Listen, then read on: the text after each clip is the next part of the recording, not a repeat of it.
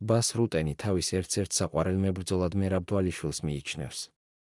UFC-ის ლეგენდარულმა ფიგურამ ბას რუტენმა ბლოდი ელბოსთან მიცემულ ინტერვიუში თავის საყვარელ მებრძოლებზე ისაუბრა, სადაც საპატიო ადგილს სუპერმსუბუქი ზონის ქართველი ჩემპიონი მერაბ დვალიშვილიც იკავებს.